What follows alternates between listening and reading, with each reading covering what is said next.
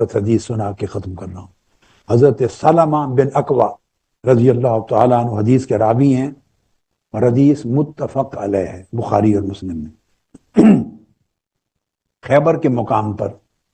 جب تمام صحابہ پے در پے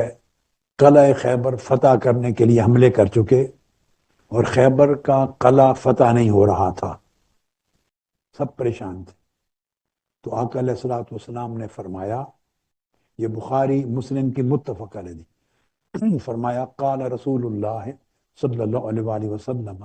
لأعطین الرایۃ او لیأخذن الرایۃ غدا رجل اللہ ورسولہ او قال یحب اللہ ورسولہ یفتح اللہ علیہ۔ دیکھیے میں نے حدیث ایسی چنی جس کا تعلق اس مضمون کے ساتھ بنتا ہے۔ تو جب سب لوگ ایفرٹس کر چکے اور قلعہ خیبر فتح نہ ہوا، تو آقا علیہ السلام نے فرمایا کہ کل میں جھنڈا، یعنی علم فتح، خیبر فتح کرنے کا جھنڈا کل صبح ایک ایسے شخص کے ہاتھ میں دوں گا جس سے اللہ محبت کرتا ہوگا اور اللہ کے رسول محبت کرتے ہیں۔ اور حدیث کے دوسرے الفاظ ہیں،